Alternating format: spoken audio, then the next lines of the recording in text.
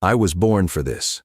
That's what I told myself when the engagement order arrived, and I meant it. Not in the way people say things they want to believe.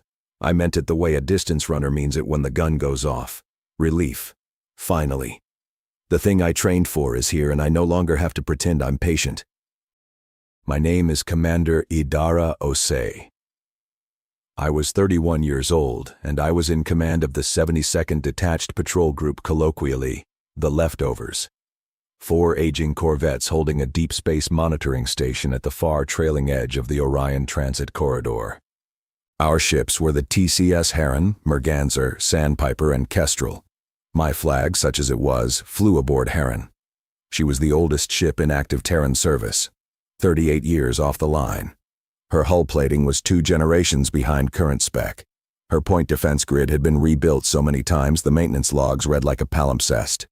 She could make 11 Gs sustained. A modern frigate could make 40. We were not a fleet. We were a comma in the operational roster, the thing you scroll past to get to real assignments. 4 corvettes, 914 crew total, assigned to watch a volume of space that nobody expected to be interesting. The Reth Dominion changed that. Dominion forward elements had been probing the corridor's trailing approaches for 2 months. Nothing aggressive, just presence. Survey ships, cartographic drones, the kind of slow gravitational lean a large power makes when it's testing whether anyone will push back. Terran Command watched, assessed, sent strongly worded diplomatic notes through the Concord Mediation Office. The Dominion received the notes. The probes continued. On the 14th of March, 2038, at 0914 station time, my communications officer, Lieutenant Maren Alsvik, put a decrypted flash transmission on my screen. Terran Command, Flash Priority 2, CO 72nd, DPG Engagement Order 1174-R Dominion Battle Group Kaleth, inbound your sector.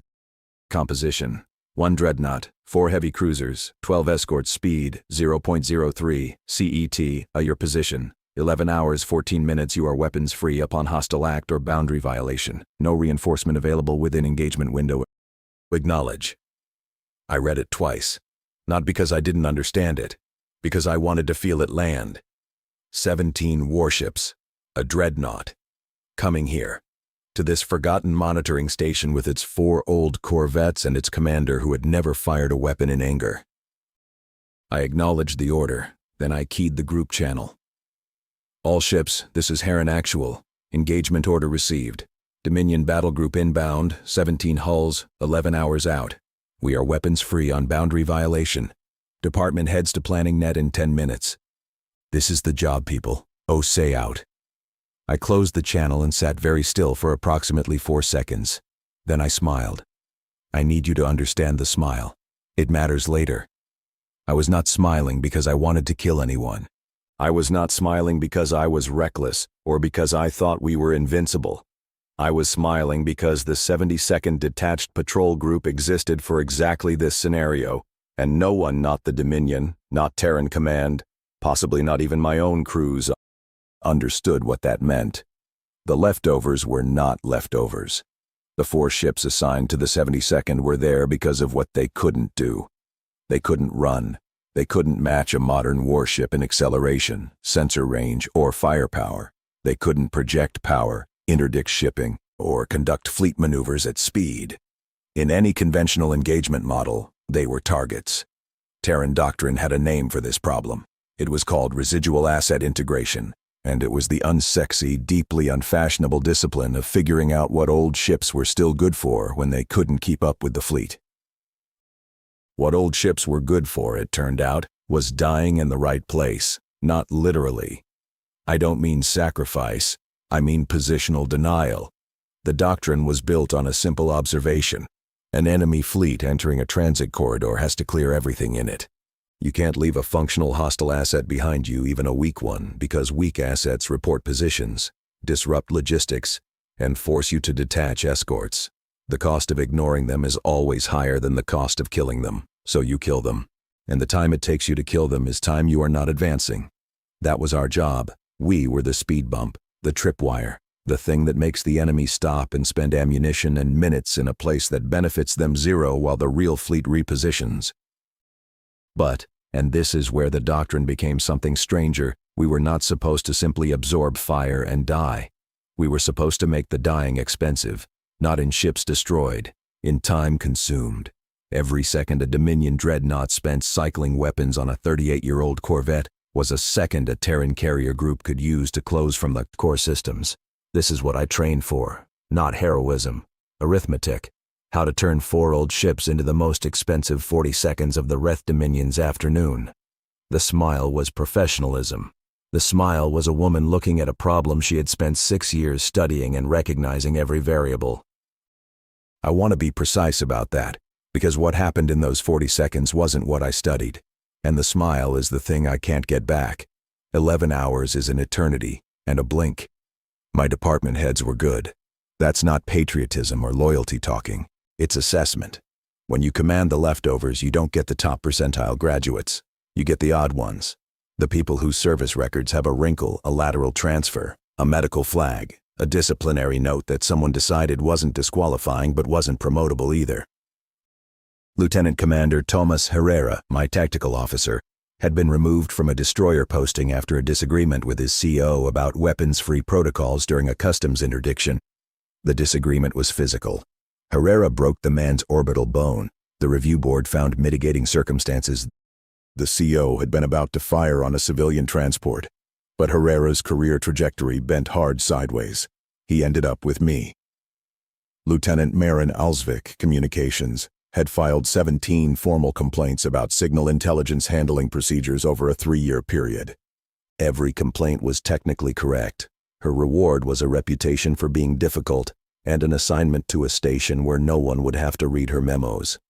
Chief Engineer Kwame Asante had been decorated twice and court-martialed once, both for the same event, an unauthorized reactor modification during a combat emergency that saved his ship and violated 6 engineering regulations simultaneously.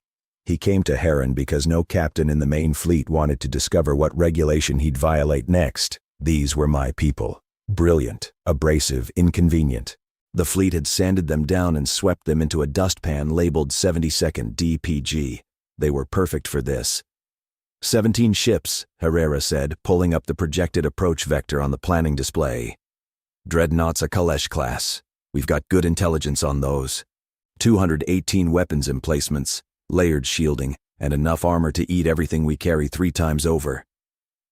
Can we hurt it? I asked. Not because I didn't know the answer. Herrera looked at me like I'd asked if we could hurt a mountain with a hammer. No. Can we annoy it? We can make it notice us. That's all I need. Walk me through their engagement doctrine. He did. The Wrath Dominion fought the way every large territorial power fought, with overwhelming concentration of force applied through a rigid hierarchical command structure. The dreadnought was the brain. The heavy cruisers were the fists. The escorts screened, scouted, and finished off crippled targets. Every tactical decision flowed down from the fleet commander aboard the dreadnought, through a centralized fire control network that coordinated all 17 ships as a single weapon. It was effective. It was proven across dozens of border conflicts with the Neth Confederacy, the Bravari Compact, and 3 smaller polities. The Dominion had not lost a fleet engagement in 60 years. It was also, from a certain angle, fragile. The centralized fire control net, I said. How fast does it cycle targeting solutions? Fast, Herrera said. Under 2 seconds for escorts, maybe 4 for the heavies. For a peer threat. For a peer threat, yes. We're not a peer threat, Herrera paused. No. So what happens when a fleet designed to fight peer threats encounters something it has to reclassify? Alsvik, who had been listening from the communications console, spoke up. Their fire control net prioritizes by threat assessment. Highest threat gets the fastest targeting cycle and the most weapons allocated. Lowest threat gets whatever's left after the real targets are serviced. And we are the lowest threat any of those ships have ever seen, I said. By a significant margin, Alsvik confirmed. Their engagement algorithms probably don't have a category below escort class combatant. We're below that, so the system has to improvise. Or the commander has to override and manually assign. Which takes time. I stood at the display and looked at the approach corridor. 17 warships, a dreadnought that could crack a small moon, 4 old corvettes that couldn't outrun, outshoot, or outlast any of them. But we were not trying to outrun, outshoot, or outlast them. We were trying to cost them time. "Here's what I want," I said. "Distributed deployment, maximum separation between all 4 ships. I want to spread across the full width of the corridor at the boundary line, wide enough that they can't engage all 4 of us simultaneously without splitting their formation. They'll just sweep through," Herrera said. "Pick us off sequentially." Sequentially takes time. Every course correction to chase a corvette is time. Every weapon cycle on a target their algorithms can't categorize as time. And I want every second we buy broadcast live to Terran Command on the emergency net. "You want them to watch us die," Herrera said without inflection. "I want them to watch us make the Dominion work for it. And I want the Dominion to know they're being watched. A clean kill in empty space is a footnote. A kill broadcast live on an open channel is a political event." Herrera studied me for a long moment. Then he nodded once. "I'll build the deployment plan." "Kwame." Chief Engineer Asante looked up from his datapad. "What can you do with 11 hours in Heron's reactor?" His eyes got a particular light in them, the light that had earned him both the decoration and the court-martial. "Commander," he said, "I can do things that would make the engineering manual weep. Make it weep." They came exactly on schedule. Say what you will about the Reth Dominion, and I have said many things, most of them unkind. They are precise. Their fleet dropped out of superluminal transit at the projected coordinates within a margin of 11 kilometers and 40 seconds. 17 ships in perfect formation. The dreadnought at the center, cruisers arrayed in a protective diamond, escorts fanning ahead in a screening pattern that covered 200,000 kilometers of approach space. They were beautiful. I don't say that with admiration. I say it as a geometric fact. A Dominion battle formation is one of the most visually striking things you will ever see in space. Each ship holding its position relative to the flagship with a precision that speaks to centuries of tactical doctrine and a culture that treats formation integrity as a moral virtue. I watched them on Heron's long-range display from my position at the boundary line, 43 million kilometers ahead of their approach vector. My 4 ships were spread across the corridor mouth in a line 60,000 kilometers wide. Sandpiper on the far left, Merganser left center, Heron right center, Kestrel on the far right. Each ship alone, each ship visible. Heron actual to all ships. Sound off readiness. Sandpiper ready, systems green. Lieutenant Commander Yuki Tanaka, quiet and steady as she'd been for 3 years. Merganser ready, targeting solutions loaded. Lieutenant Commander David Okafor, whose eagerness I recognized because it was identical to mine. Kestrel ready, drives hot. Lieutenant Commander Priya Nair, who said everything in exactly as many words as it required and not one more. 4 corvettes, 914 souls, facing a fleet that outmassed us by a factor I'd stopped calculating because the number had become absurd. "All ships, this is Osei. We are on the boundary line. Engagement order is weapons free on violation.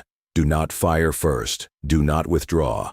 Our mission is time. Every second we force them to spend on us is a second that matters. Hold your positions, trust the doctrine, and remember, they have to stop for us. They don't get to pretend we're not here." I paused. "It has been my honor to command this group. Let's give them something to file a report about. Osei out." The Dominion fleet advanced at 0.03 C. At that speed, they'd reach the boundary in approximately 23 minutes. Alsvik opened the emergency broadcast channel to Terran Command. Everything from this moment forward would be transmitted live, with a light speed delay of about 9 hours to the nearest relay.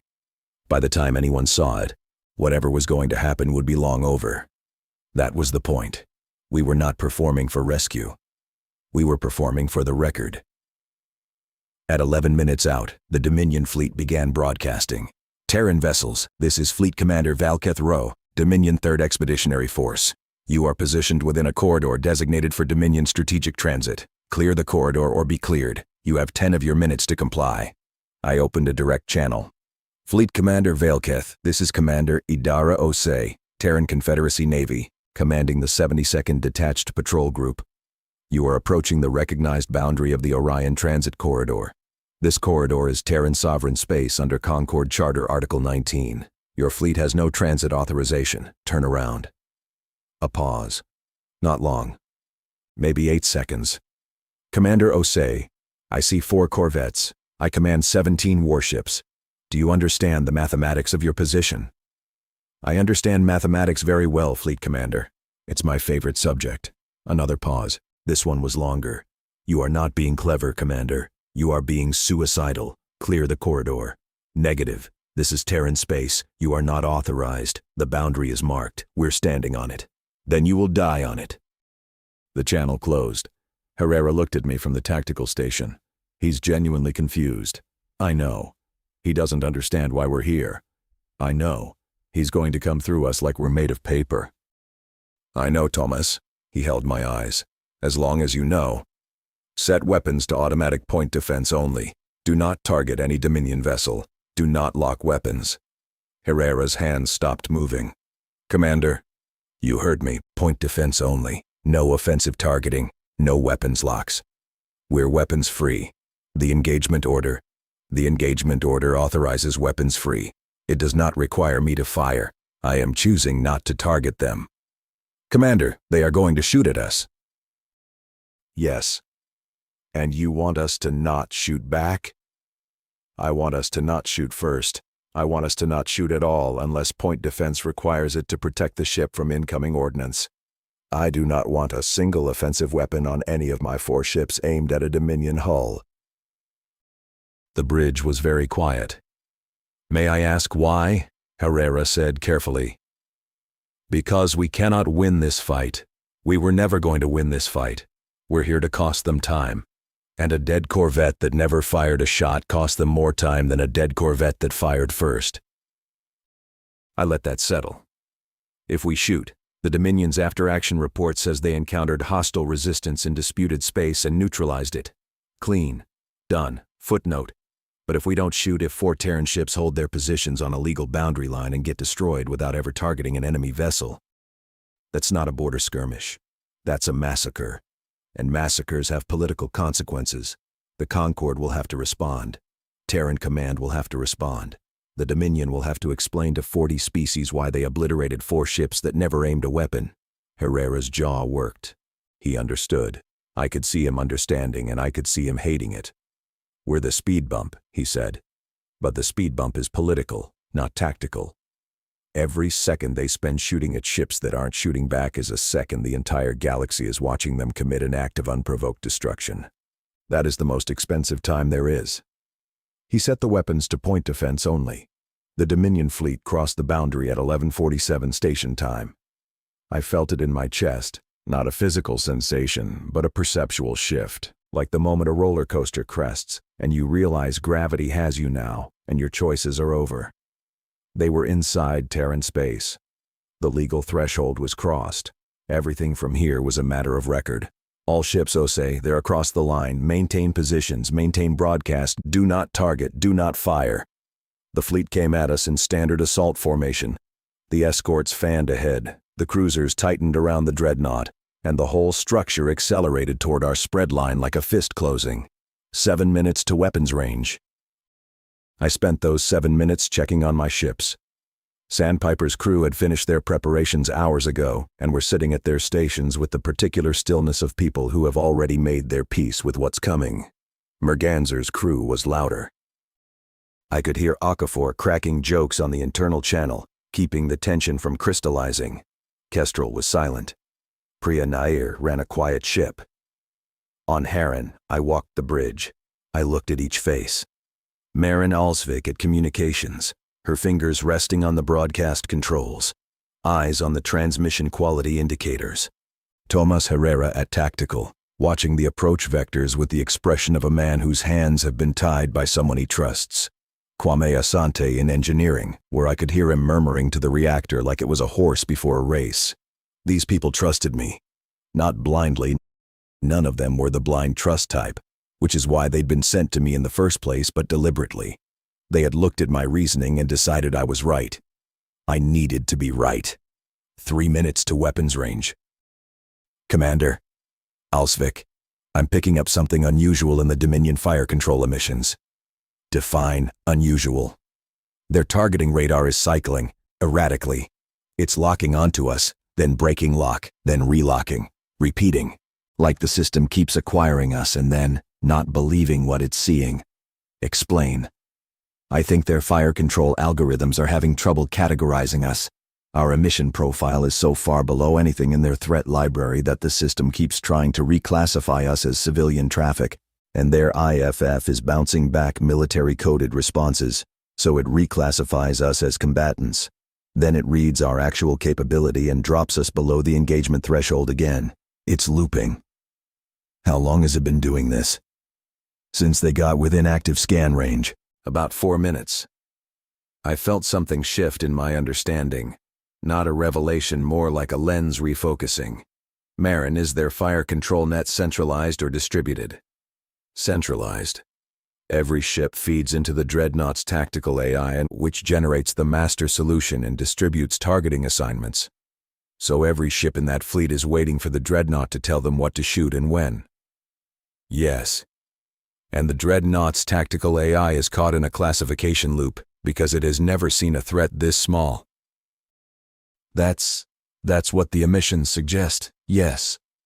1 minute to weapons range. I keyed the group channel. All ships say, new information. Their fire control system is having difficulty categorizing us. This may affect their initial response time. Do not, I repeat, do not change anything. Hold positions. Hold doctrine. Let them come. The Dominion fleet entered weapons range, and then the 40 seconds began. I'm going to tell you what happened in those 40 seconds as I experienced them. I've watched the recordings since. I've read the after-action analyses. I've sat in 3 different debriefing rooms while intelligence officers mapped every microsecond onto a timeline. None of those reconstructions match what it felt like on Heron's Bridge, because none of them include the sound of my own breathing or the quality of the light on Maren Alsvik's face when she understood what was happening before I did. Second 0. The Dominion fleet's lead escorts reach effective weapons range. Their targeting systems are still cycling. No weapons fire. On the bridge, Herrera's hands are flat on the console. He is not touching any controls. He's watching. Second 3. Fleet Commander Velketh aboard the Dreadnought apparently recognizes the fire control delay and issues a manual override. We know this from the communications intercepts declassified later. His exact words were, override classification loop. Designate all 4 contacts as hostile combatants. Engage at will. Second 5. The manual override propagates through the fire control network. 17 ships receive new targeting assignments simultaneously. The Dreadnought's tactical AI, released from the classification loop, now has to generate an engagement solution for 4 targets spread across 60,000 kilometers of space. This is where the doctrine I studied breaks. A Dominion engagement solution for peer threats, ships of comparable size, speed, and armament, is built around concentration of fire. You put as many weapons as possible on the highest priority target, kill it quickly, and move to the next. The algorithm is optimized for targets that can hurt you. It prioritizes threats that can damage the fleet if left alive. We couldn't damage the fleet. We couldn't damage a single escort. And we were spread across a volume of space wide enough that engaging all 4 of us simultaneously required the formation to open up. Second 8. The Dreadnought's tactical AI generates the solution. According to the post-war analysis, the AI allocated the minimum possible engagement package to each of our 4 ships. 1 escort per corvette, with the cruisers and Dreadnought holding fire. It was the mathematically efficient answer. 4 escorts peel off, kill 4 corvettes, rejoin formation, move on. Minimum expenditure of time and ammunition. But, second 11. The 4 designated escorts begin maneuvering toward their assigned targets, and Fleet Commander Velketh, watching from the Dreadnought, does something that no tactical simulation predicted. He panics, not visibly, not dramatically, but the intercepts show it. At second 11, Velketh sends a query to his tactical officer. Why aren't they running? We weren't running. 4 corvettes facing 17 warships, and we were holding position. Our drives were cold. Our weapons were offline. We were sitting on the boundary line like bollards in a road. Second 14. Velketh's tactical officer responds, unknown. Possibly engine failure across all 4 ships. Possibly a trap. Possibly a trap. 2 words. That's all it took. Second 15. Velketh issues a second override. He recalls the 4 escorts and orders the entire fleet to halt and scan for hidden assets. Mines. Sensor decoys masking a larger force. Cloaked ships. Anything that would explain why 4 corvettes aren't running from a dreadnought. He can't conceive of the real reason. The real reason that we were doing exactly what we'd been told to do and nothing more doesn't exist in his operational framework. No commander in Dominion history has ever willingly held a position they couldn't defend. It doesn't happen. It would be irrational. It would be, from a Dominion perspective, insane. So there must be something else, something hidden, something we know that he doesn't. Second 19. The fleet halts. 17 warships dead stop 11 kilometers inside Terran space. Active sensors at maximum power, sweeping the entire corridor for whatever we're hiding behind. There's nothing to find. We're not hiding anything. There are no mines, no cloaked ships, no second fleet waiting in ambush. There's just us, 4 old corvettes that didn't run. Second 23. One of the heavy cruisers, the Veth Kalan, reports an anomalous reading on its lateral sensor array. A ghost return. Probably a sensor artifact caused by the dreadnought's own high-powered scan bouncing off our hull plating. In any calm tactical environment, this would be flagged, investigated, and dismissed in seconds. This is not a calm tactical environment. Velketh has just stopped his entire fleet because 4 ships won't run. His fire control system spent 4 minutes unable to classify us. His tactical officer just said the words, "Possibly a trap." Every person in that fleet's command structure is now looking for the thing that isn't there. Second 24. The Veth Kalan's weapons officer interprets the ghost return as a possible cloaked contact and activates the cruiser's close-in weapon systems. Second 25. The close-in weapons fire at the ghost return. Second 26. The Veth Kalan's weapons discharge strikes the flank armor of the escort Reth Novus, which is holding position 3 kilometers off the cruiser's port bow. This is what happens when a centralized fire control network is simultaneously overridden to manual, flooded with anomalous scan returns it cannot classify, and operated by crews who have been told they are flying into a trap. Second 27. Reth Novus takes the hit. Its armor holds, but its automated defense systems, which are still set to the combat posture Velketh ordered at Second 3, register an incoming weapons impact and respond. They respond by firing back at the source. Second 28. Reth Novus's return fire strikes the Veth Kalan. This time the hit is on an unarmored sensor module. The module detonates. Second 29. The Veth Kalan's fire control system, now partially blinded by the loss of a sensor array, reclassifies the Reth Novus as a hostile contact and opens fire with its main batteries. The main batteries of a Reth Dominion heavy cruiser are not close-in weapons. They are ship killers. Second 30. Reth Nova ceases to exist. Second 31. Debris from the Reth Novas impacts 2 adjacent escorts. One of them, the Kaleth Ven, loses drive containment. Its reactor begins an emergency shutdown sequence. Second 32. The Kaleth Ven's reactor shutdown is misread by the Dreadnought's damaged sensor network as a weapons detonation. The Dreadnought's tactical AI, now receiving data from a fire control net that has been manually overridden, restored, and is processing confirmed friendly fire incidents, does the only thing its programming allows when it detects an explosion inside its own formation, with no identified external cause. It designates the area as compromised and authorizes defensive fire into the zone. Second 33 through 38. I watched. I stood on Heron's Bridge and I watched a Reth Dominion battle group tear itself apart. The Dreadnought fired into its own escorts. 2 cruisers, responding to the Dreadnought's fire, engaged each other when their targeting systems cross-referenced different threat assessments from a fire control net that was no longer producing coherent solutions. An escort on the formation's edge, receiving contradictory orders from a command network in cascade failure, did the only rational thing available to it. It broke formation and ran. 2 others followed. It was not a battle. It was a system failure propagating at the speed of light through a network designed to be seamless, and therefore designed with no firewalls between one ship's mistake and every other ship's response. Second 39. Fleet Commander Velketh ordered all ships to cease fire. Second 40. The last shot was fired.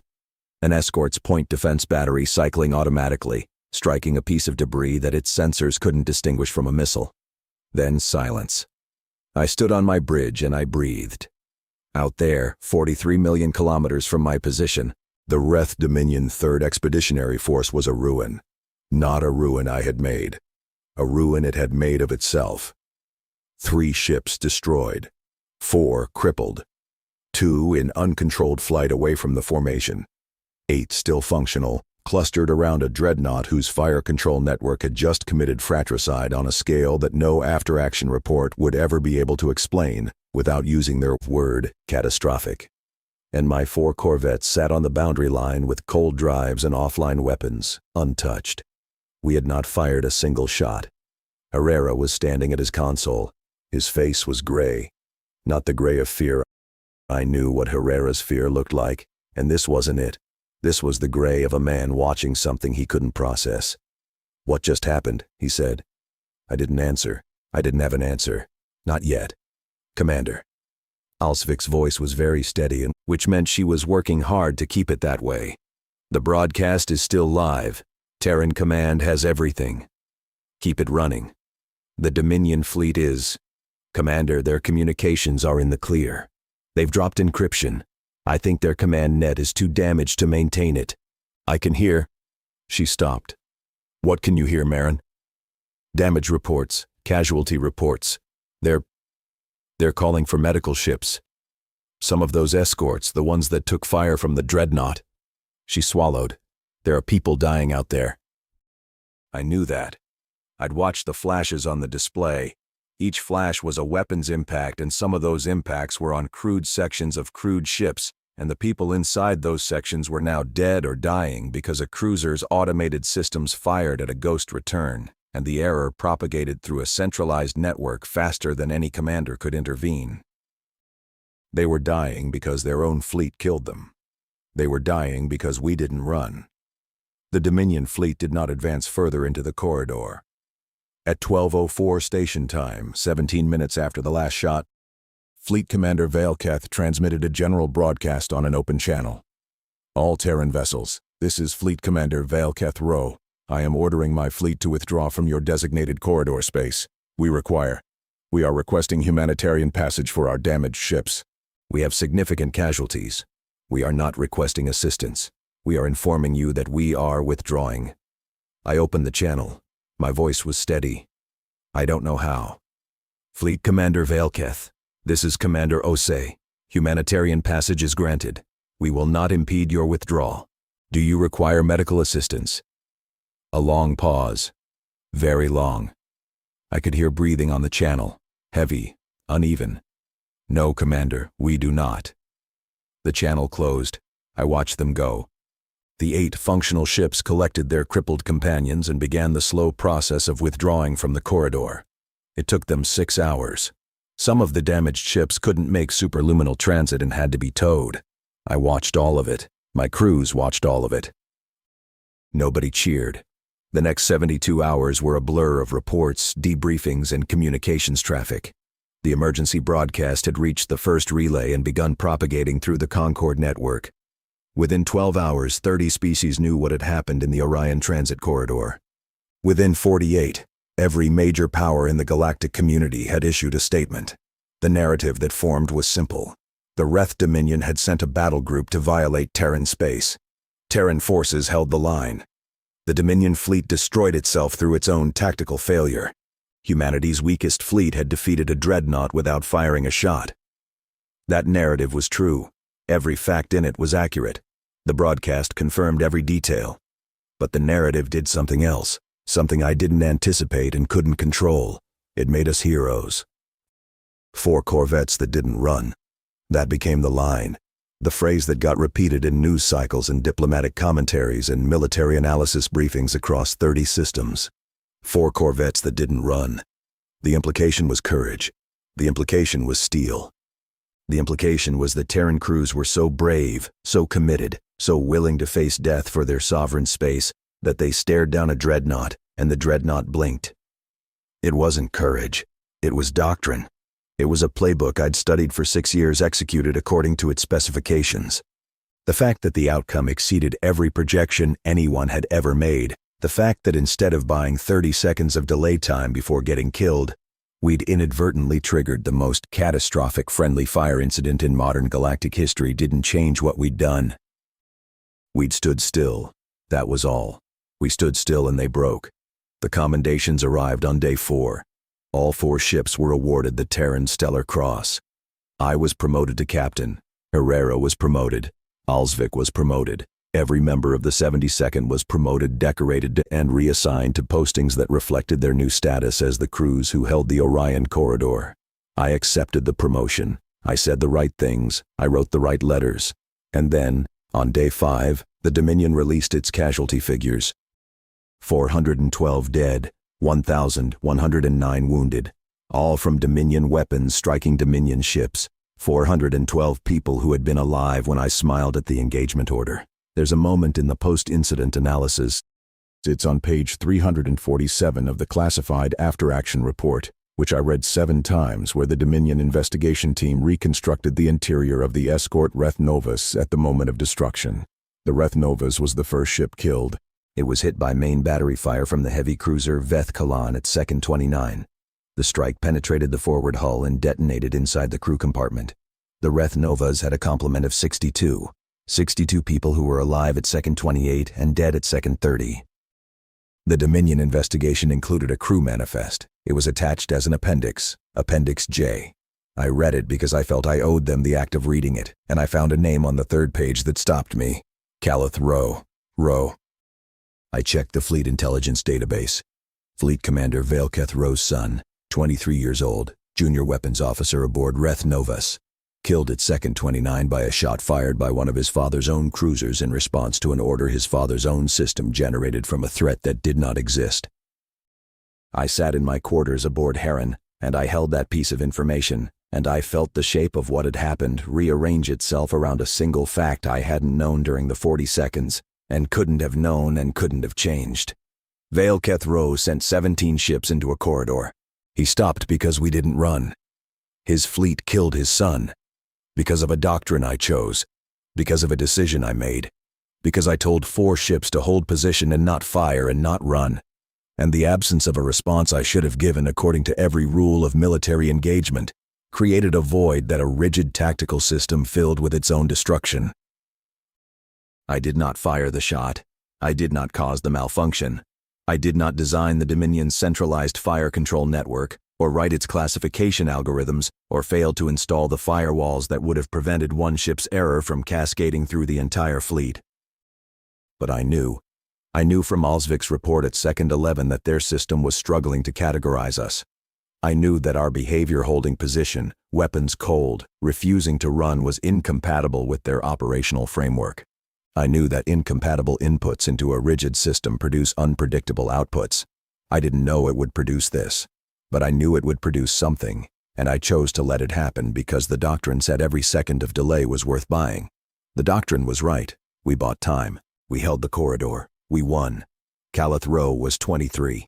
I requested a meeting with Vice Admiral Chen at Terran Command 6 weeks after the engagement. She was the officer who had signed the original engagement order. She was also the architect of the Residual Asset Integration Program, the doctrine that had placed my 4 corvettes at the corridor boundary in the first place. She met me in her office on Callisto Station. She was small, gray-haired, precise. Her walls held no decorations except a framed engineering schematic of a Corvette-class hull, the same hull type as Heron. Captain Osei, congratulations on your promotion. Thank you, Admiral. You're not here about the promotion. No. Sit down. I sat. She studied me the way a physician studies a patient who hasn't described the symptom yet. I have a question, I said, about the doctrine. Ask. Residual asset integration. The operating assumption is that old ships in a fixed position will force an enemy to spend time and resources clearing them. The expected outcome is ship loss with tactical delay achieved. 30 seconds, maybe a minute, depending on enemy efficiency. That's the model. Did anyone ever model what would happen if the enemy system couldn't categorize the assets? Chen was quiet for a moment. Not the quiet of someone thinking, the quiet of someone deciding how much to say. The Doctrine was designed for a scenario in which the enemy acts rationally against a recognized threat, she said. The expected outcome is destruction of the residual assets. The delay comes from the time required to execute that destruction. That's not what I asked. No, it isn't. She leaned back.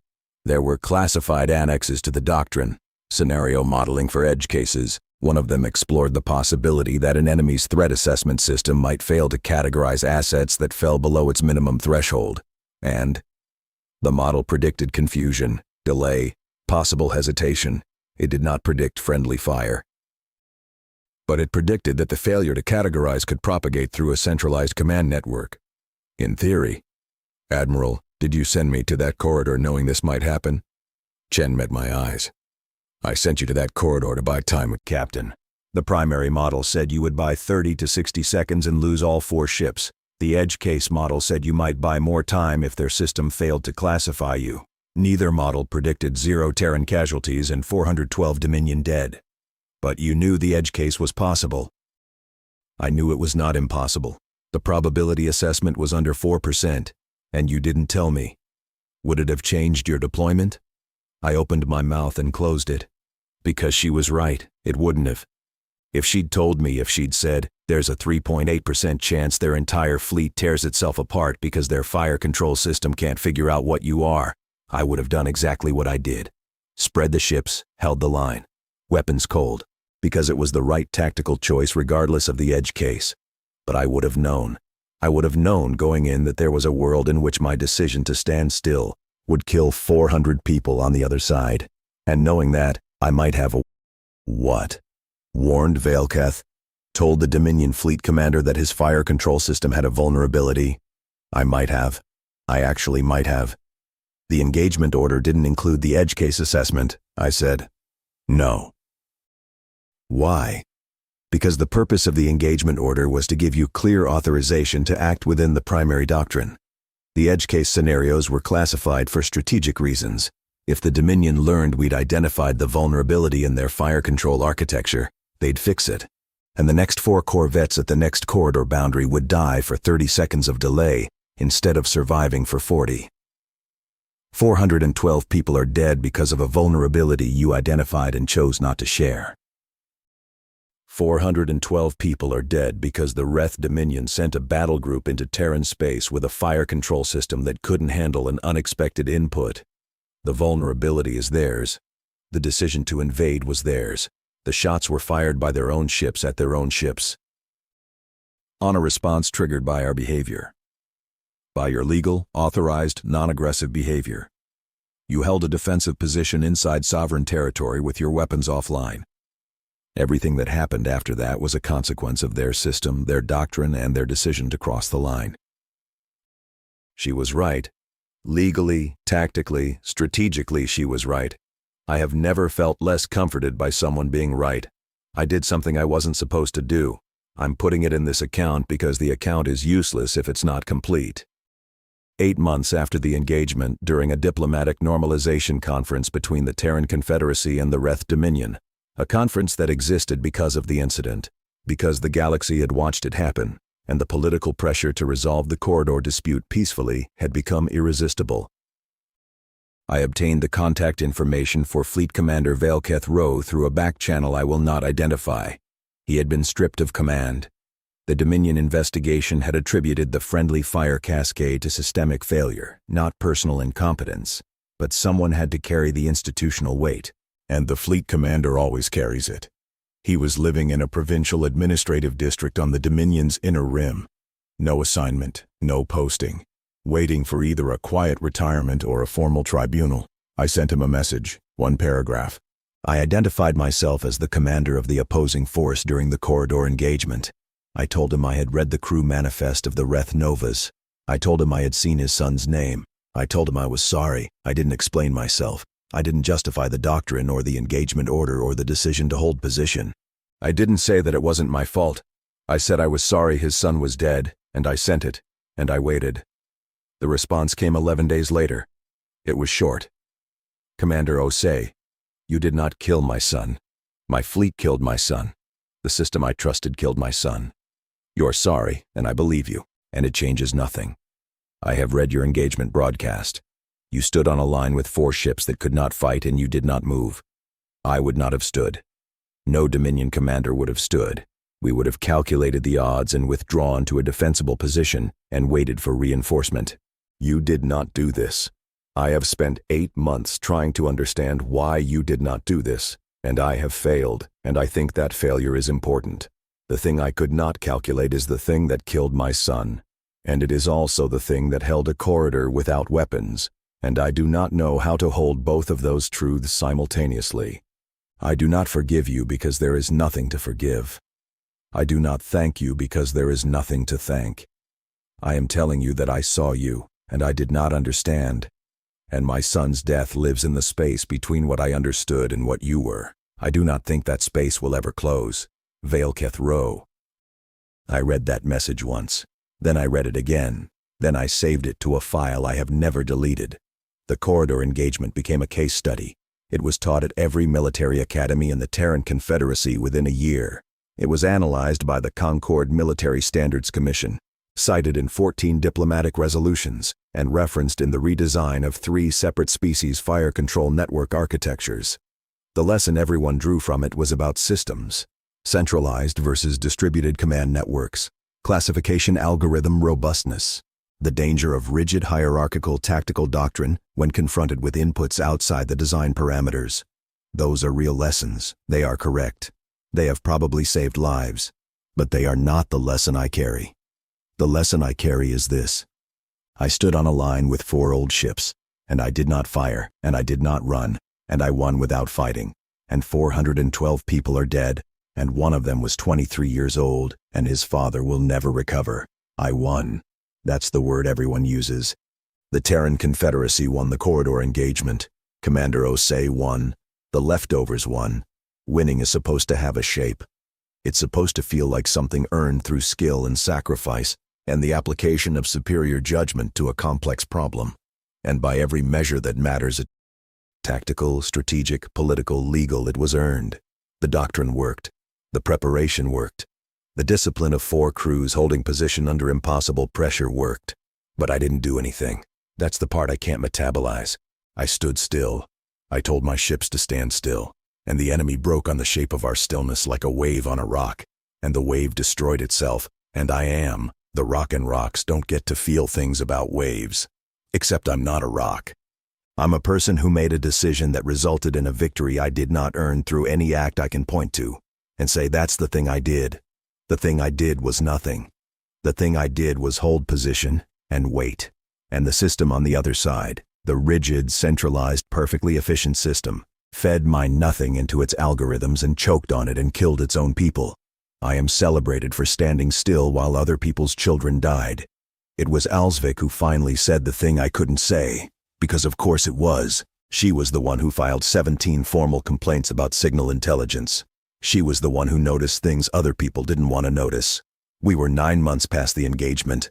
I was still commanding the 72nd, expanded now to 8 ships, newer hulls, better crews, because the posting was no longer a career dead end, but a career highlight.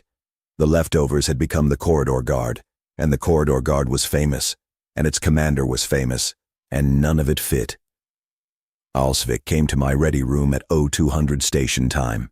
She sat down without being invited, which was her way, and she said, "Commander, I need to ask you something, and I need you to answer honestly.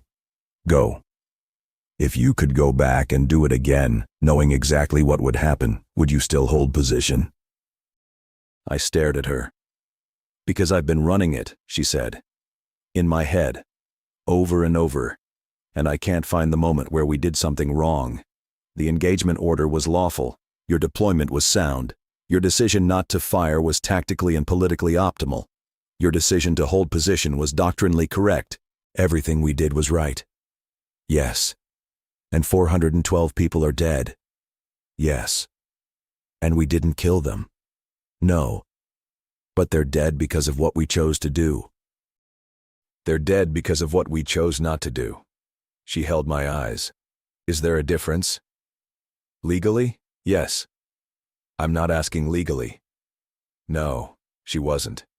"I don't know, Maren." "I don't either." She stood up. "I think that's the right answer.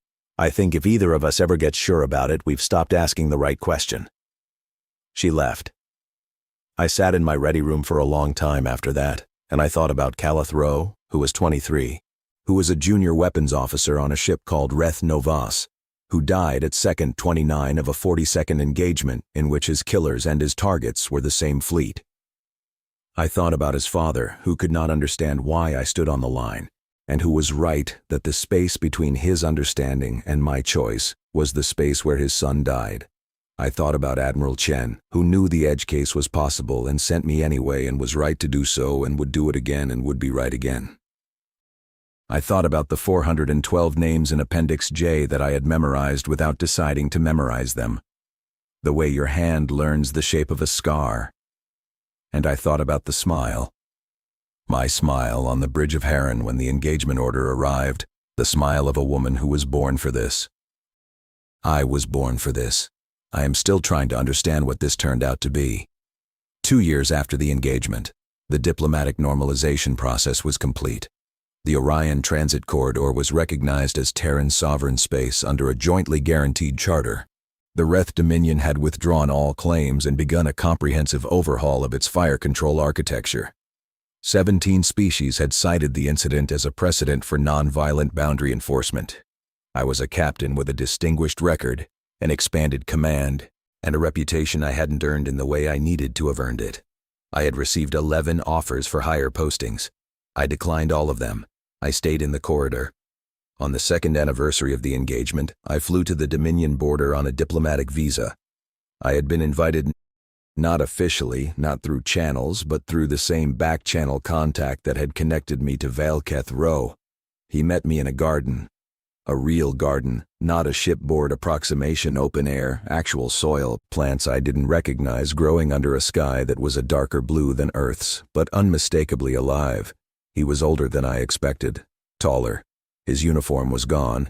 He wore civilian clothes and carried himself with the careful posture of a man whose skeleton remembers standing at attention, but whose muscles have decided to stop. We stood in his garden and we looked at each other. "You're smaller than I imagined," he said. "I was smaller than your sensors imagined too." The faintest ghost of something moved across his face. Not a smile, not humor. Just an acknowledgement that the absurdity was shared. "I brought something," I said. I held out a data chip. He took it, turned it in his fingers. "What is this?" "The complete bridge recording from Maren. All 40 seconds. Every sensor reading, every communication, every instrument display, everything my ship saw. I have the Dominion investigations reconstruction. This is different. This is what I saw, from my side, including the 7 minutes before engagement when I was checking on my crews and walking my bridge and looking at the people who trusted me." He held the chip and said nothing for a long time. "Why?" "Because you said you couldn't understand why I stood on the line. I can't explain it to you. I've tried to explain it to myself and I'm not done yet. But I can show you what it looked like from where I was standing. Maybe that's not understanding, but it's everything I have." He closed his hand around the chip. We stood in his garden for another 20 minutes. We did not talk about the engagement. We talked about the plants. He was growing a species of ground cover that required very specific soil chemistry to survive too much phosphorus, and it died, too little, and it went dormant. The narrow window between death and dormancy was where it thrived. "That's the corridor," I said before I could stop myself. He looked at me. "The narrow space, where the thing lives, between too much and not enough." He looked at his garden for a long time. Then he nodded once, slowly, and I saw that the space between us, the space where his son had died, the space that he said would never close, had not closed, but something was growing in it. I couldn't tell if it was the ground cover or something else. I couldn't tell if it would survive. I didn't need to tell. It only needed to be planted. I am 34 years old. I command the Orion Corridor Guard. My ships are no longer the oldest in the fleet, but I have kept Maren. She sits in the formation like an old woman at a young person's table, out of place but unmovable, because the table was built around her and everyone knows it. I have never fired a weapon in anger. My career's defining engagement lasted 40 seconds and involved no Terran weapons discharge of any kind. I am the most decorated non-combatant in the history of the Terran Confederacy Navy. That sentence is a contradiction and a fact, and I live inside both. The smile is gone. Not because I have become sad or heavy or burdened by some poetic weight I carry nobly through my days. The smile is gone because I now know what I am for, and what I am for is more complicated than what I thought I was for, and complicated things don't make you smile. They make you careful. I was born for this. I said that on the morning of the engagement, and it was true. I was born to stand on a line and hold it. I was born to make a decision under pressure and live with it. I was born to command 4 old ships and 914 people in a place nobody thought mattered and do the thing the Doctrine asked me to do. I was not born to win. I was born to stand.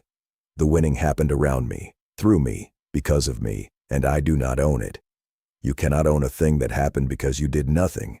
You can only own the decision to do nothing, and that decision sits in my chest like a seed that grows a different plant depending on the day.